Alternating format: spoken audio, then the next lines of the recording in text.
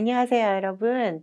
음악사 개론 교양 과목을 통해서 여러분과 이렇게 처음으로 만나게 된 윤에스더 교수 인사드립니다. 저는 피아니스트입니다. 저는 보스턴에서 뉴 잉글랜드 컨서버토리에 이제 학부와 석사를 공부하고 더 추운 지역 토론토 근처인데요. 로체스터 업스테이트 뉴욕에서 이스트만이라는 또 학교에서 음악 피아노로 박사 학위를 받은 그냥 피아노를 하는 사람인데요. 제가 공부를 하면서 사실은 저의 전공 분야가 아닌 음악사를 훌륭한 교수님들의 강의를 통해 너무 사랑하게 되었고, 또 그 이후 오랜 시간 또 열심히 공부를 하다 보니까 이렇게 저도 음악사를 이렇게 학생들과 나누게 되는 그런 교수로 또 강의하는 자리에 서게 되었습니다. 사실은 음악사라는 이 광범위한 역사를 또 이렇게 짧은 시간을 통해서 이해하고 또 다 안다는 것이 쉽지 않은 일인데요. 아 저도 오랜 시간 또 함께 학생들과 강의를 통해서 시간을 보내면서 우리가 큰 그림을 이해하면서 열린 마음을 가지고 이런 역사의 흐름과 여러 배경 가운데에서 음악이 발전하는 모습을 바라보면 그 안에 나의 모습을 또 비춰보면서 얻게 되는 교훈과 또 우리 시대의 모습들을 또 생각하는 여러 가지 유익함이 있음을 매번 느끼게 됩니다. 이번 온라인 강의를 통해서 여러분들과 8강 동안 시간을 함께 보내면서 서로 함께 또 배우고 많은 것들을 또 이해하게 되는 유익한 시간이었으면 좋겠습니다. 학습 목표와 내용을 먼저 살펴볼까요? 음악사 개론의 학습 목표는 하나님을 찬양하는 찬송 음악이 서양 음악 발전에 가장 근원이 된 큰 기여를 한 바가 있다는 것을 우리가 먼저 이해하게 됩니다. 또한 각 시대마다 음악이 누구에 의해서 어떻게 발전하였는지 역사적인 배경을 안고 공부하게 되겠죠. 또 각 시대마다 이렇게 중요한 일들을 도맡아 해준 작곡가들과 그들의 주요 작품들의 특성을 살펴보고 그들을 통해 우리의 모습을 비춰보고 교훈을 얻는 것이 이 수업의 목적입니다. 정말 광범위한 이러한 음악 역사의 전반적인 모든 부분을 8번의 강의를 통해서 이렇게 우리가 정말 짧게 짧게 진행하겠는데요. 저희가 먼저 고대 그리스 음악에서 13세기까지의 빠른 음악의 발전을 함께 살펴보고 또 14세기와 르네상스의 아직은 다소 멀게 느껴지는 그 시대 음악들을 살펴보고요. 3강부터는 여러분들이 조금 더 익숙한 이름들이 등장하게 됩니다. 바로크 시대에 최초로 생겨난 종합예술인 오페라와 또 바로크 시대 주요 작곡가들을 우리가 살펴보고요. 어떻게 보면 대중이 가장 친숙하고 많이 알고 있는 고전 시대의 음악사 중에서는 사실 가장 짧은 시대라고 할 수 있는데 고전 시대의 음악과 또 여러 가지 성립된 형식들, 음악에 대해서 살펴보며 우리가 이제 특이하게 이번 8강의 전체를 통해서 이렇게 한 강의를 한 사람에게 할애하는 이런 일이 있는데 바로 5강에서는 우리가 영웅적인 음악가로 알려져 있는 베토벤의 삶을 자세히 들여다보고 그의 음악 그리고 그가 정말 후대에 미친 영향에 대해서 자세히 살펴보도록 할 것입니다. 또한 너무나 아름다운 선율로 우리의 마음을 녹여주며 또 여러 가지 화성으로 인하여서 또 인기를 얻고 있는 19세기 낭만 음악에 대해서 살펴보고요.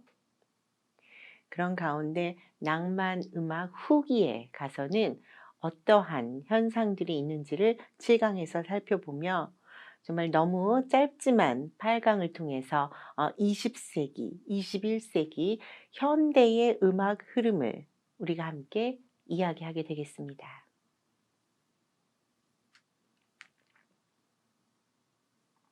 자, 이제 1강을 통해서 정말 고대의 음악 그리고 빠른 속도로 발전해가는 그 음악의 발전이 13세기까지 어떻게 진행되었는지 살펴보시도록 하겠습니다.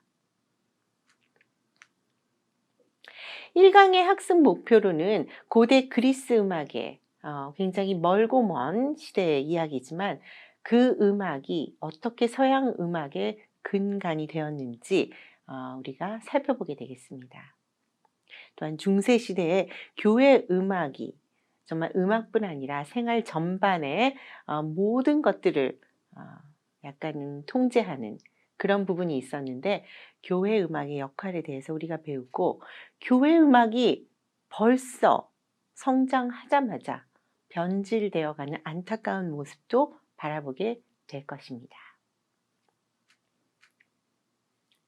고대 그리스 음악에 대해서 이야기해 보죠. 우리가 고대 그러면은 굉장히 참 넓은 긴 그 시간을 이야기하는데 그 가운데서도 고대 그리스의 음악이 서양 음악의 아주 파운데이션 기초가 되었습니다. 그 이유는 우리가 읽고 또 이해할 수 있는 그러한 글이 남겨져 있고 이 시대에 참 철학자들이 많았잖아요. 이 철학자들이 사실은 천문학자, 수학자 각각 다 가지고 있는 이제 전공 분야가 있었는데 그 전문적인 분야 외에도 음악에 대한 많은 이론들을 성립해 주었기 때문입니다. 또한 이 고대 그리스에 와서 음악이 그냥 소리가 아닌 체계적인 이론으로 설명되어지고 학문으로 정립되었다는 사실이 바로 우리가 고대 그리스 음악을 살펴보아야 하는 이유라고 할 수 있겠습니다. 조금 전 말씀드렸듯이 고대 그리스의 그 유명한 철학자들, 그들이 정말 음악에 큰 공헌들을 했다는 사실입니다. 가장 먼저 이야기할 수 있는 부분은 음악과 수의 관계입니다. 여러분들이 잘 아시는 피타고라스에 대해서 이야기를 하지요. 그는 기원전 이 CA라는 것은 circa 대략이라는 그런 의미입니다.